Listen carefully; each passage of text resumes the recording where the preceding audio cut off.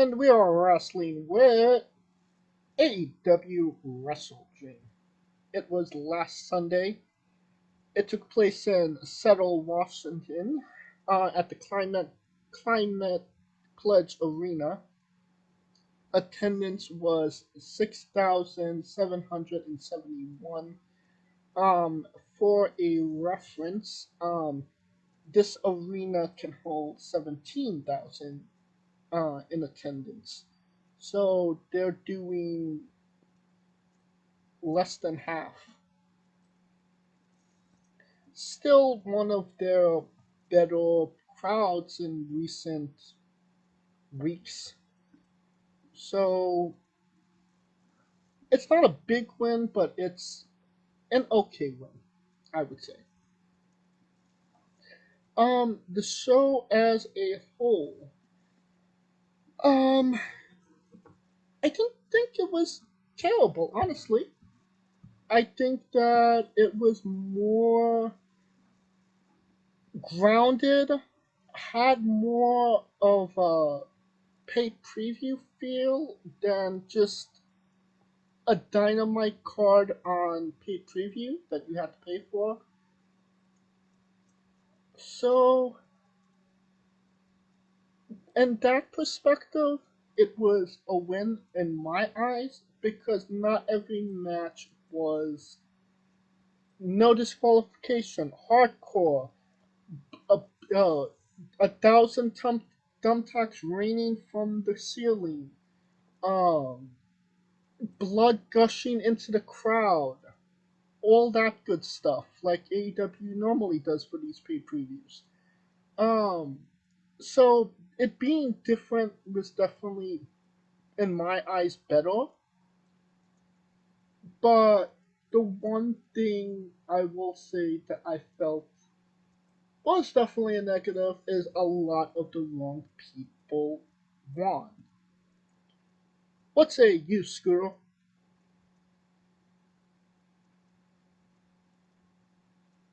That's an excellent point, Scooter. You Scooter is definitely here.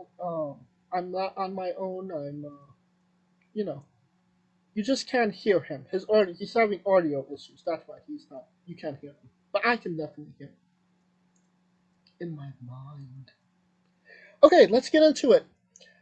MJF defeated the Righteous, Dutch and Vincent to retain the Ring of Honor World Tag Team Championships in a handicap match in 9 minutes and 40 seconds. This was definitely the right opener for this show, but I question if this was the right use of MJF, honestly. If you don't have anything for the champion of your company, should you use him at all? It was an okay, funny, haha match. And I probably would have been okay with this match more so if MJF wasn't the world champion. It devalues him, it makes him look less than considering who our champions are in other companies. And, we don't exactly know when Adam Cole is coming back. Obviously, his ankle exploded, so it takes time to put that back together. Um, Obviously, MJF had to win the match, but I say that you could have went the other way with it. You could have had Vincent pin MJF. Vincent and Dutch have a very unique and interesting look to them. If Vincent, snapped his fingers a little less enthusiastically, you could see him as a legitimate threat for MJF, and you could have made a, you know, interesting and compelling storyline, even if it was like for 2 3 weeks. MJF versus Vincent for the AEW World Champion. It gives MJF something to do. But this just felt like somewhat of a throwaway at this point. And for that reason, I give it 2.5 stars. Next up, we have a singles match for the Ring of Honor World Championship and Strong Openweight Championship. So both of Eddie Kingston's titles were on the line, and he did indeed defeat Katsuri Sabata by pinfall in 11 minutes. This was a good old-fashioned, proper, strong style match.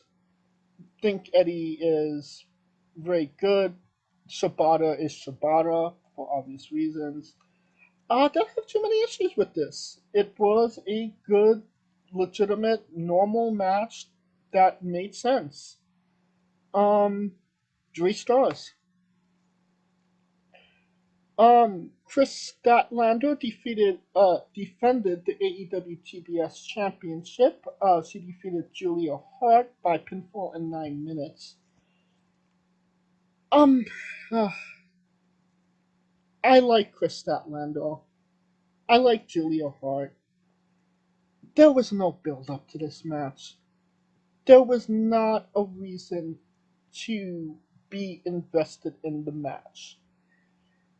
What they did was okay. It wasn't a bad match, I would say, but considering what they followed, it was relegated to the P break match, which is, not fair to these girls and not fair to Statlander's title reign if you want to make her a legitimate champion, an attraction that brings people in. The women are basically in WWE 2006 2007 position, more like, okay, they're there, you're going to get a match from the girls, but they're not the reason you bought a ticket. And AEW is like so far behind when it comes to promoting the girls. And it's frustrating because they do have the talent, they just don't know what to do with them. That being said, it didn't necessarily make sense to me why it took 2 tombstones for Statlander to put Julia Hart away, but I guess Julia Hart goes back of the line. She had 28 victories in a row, but that one loss to the champion. Don't know how she got 28 wins in a row. I've only seen her get one, maybe two on TV, but then I digress. And then the wheels fall off. The middle-aged Bucks defeated the Lucha Brothers, um, the Ass Boys, and freshly pooped Orange Cassidy and Hook in 12 minutes and 40 seconds. At least it was just 12 minutes, honestly. Don't know what you would expect from this match, what you thought was going to be different. Ray Phoenix obviously got injured early on in the match, but he competed on Wednesday, so he's okay.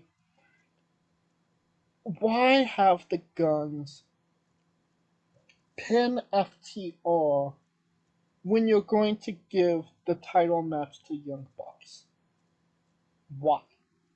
Why did the Young Bucks need to be in this match? Why did the Young Bucks have to be in this at all, honestly?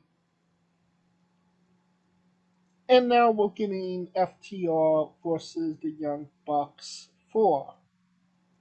Yay! It just seems like, alright, Wembley Stadium. It was the rubber match. The Bucks won one, FTR won one. Now this is to settle it.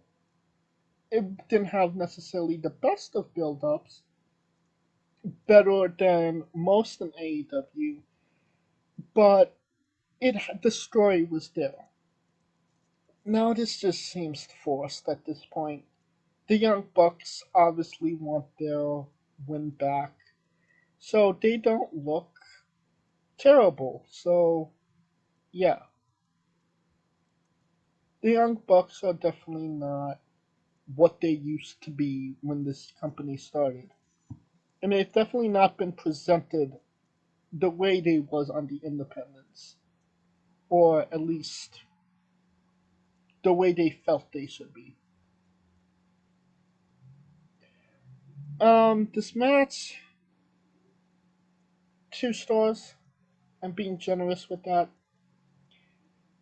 Swerve Strickland defeated Hangman Page in 20 minutes and 15 seconds. Um, yeah, I needed something to fast forward, and it was definitely this match. So I give this 2 fast forward bars. Next match, Ricky Starks defeated Dord Wheeler Yuta in 9 minutes and 55 seconds. Yeah, it's a 4 hour show. I needed something to speed up. So I give this 3 fast forward bars. Brian Danielson defeated Zack Sabre Jr. in 22 minutes and 45 seconds. It's what you would expect from these two guys. Obviously, the psychology was there. There was great back and forward. Zach has just been performing on another level at this point, and being the dream match that they said it was, it didn't necessarily disappoint in that perspective. It was a good, solid match. My only thing that I would say was the finish. Okay, so it's the 2 best technical wrestlers in the world, right? It should maybe be, a submission match. The person that submits wins the match. Brian Danielson won with a fucking pinfall, with a knee, a wrestling move, not a wrestling. Uh, he won the match, not with a submission, and it was supposed to be the 2 best technical wrestlers. How does that make sense? How? Good point, Kaliko. Kaliko is here as well, but you can't hear him. The audio is bad. Alright, and I give this. It would have been a 4 stars if the ending made sense. 3.5. Alright, we got the Don Callis family. Colt Kutska, Takeshita, Will Ospreay, and Sammy Guacamole. They defeated Chris Jericho, um, and Twinkle Toes McFingerfuck, and Child of a Deaf Parent Ibushi in 22 minutes and 35 seconds. Decent match, okay match. I got where they were going. Sammy got the win on Jericho, but it just, I don't know. I wasn't as invested as I could have been in this match. There was a lot of things that didn't make sense. I mean, why was Osprey not holding Omega and Ibushi at the end? It was just called, um, yeah, it was only Take Shida holding them back, and it looked so fucking awkward. Honestly, it was somewhat of a clusterfuck, I would say. That being said, I give it 2.5 stars. I would say. Brings us to our next match. FTR defeated Assy Open, Kyle Flatulence, and Mark Davis. Took 20 minutes and 25 seconds for FTR to retain their titles. It was okay. I hate the fact that they say Aussie Open's the greatest tag team and they're jobbing to literally anybody with a pulse at this point. They're not the best tag team in the world. They're not even close. In the United Kingdom, who has held the IWGP Tag Team Championship more times? Aussie Open or the Great O'Khan and Jeff Cobb? Jeff Cobb and Great O'Khan. So there you go. So go back to the mid cards, honestly, and give us people that are worth hardwood and Wheeler's time, honestly. 2.5 stars. Alright, that brings us to the last match, the main event. The thing everybody wanted to see, I guess. The 2 out of 3 falls match for the AEW TNT Championship. Just the structure of the card, this made sense.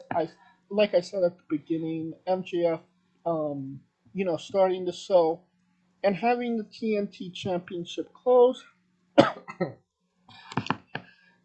it makes the championship look a little bit bigger, a little bit more prestigious. I'm not against it. I think it was the right move, considering what happens at the end of this match. And I did think this was legitimately a good match. Darby and Christian had some great chemistry, a great match flow going. It was psychological, it made sense, it was all good shit. And then the steel steps came in, and Christian destroyed half of the ring for no fucking reason. How that was legal and how they didn't disqualify Christian for doing that is literally beyond me. Um, Christian did win the match 2-1 against Darby. It the last like 5 minutes when the ring came apart, the match came apart for me.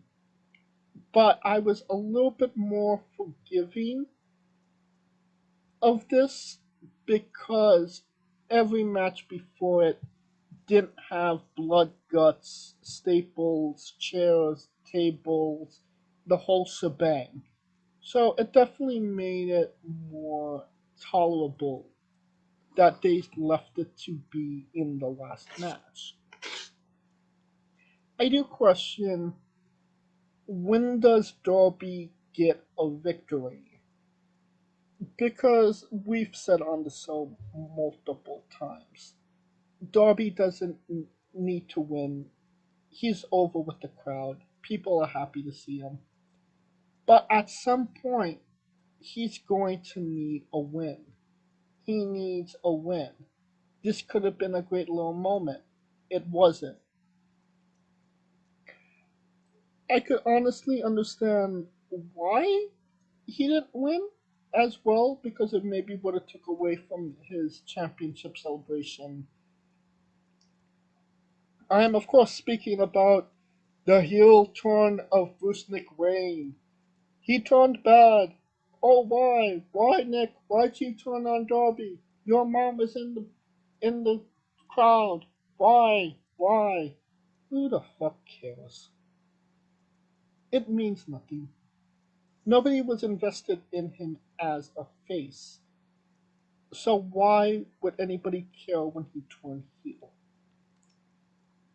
And it literally means more shit, considering that like 10 seconds later, Adam Copeland, Edge, came to make the save.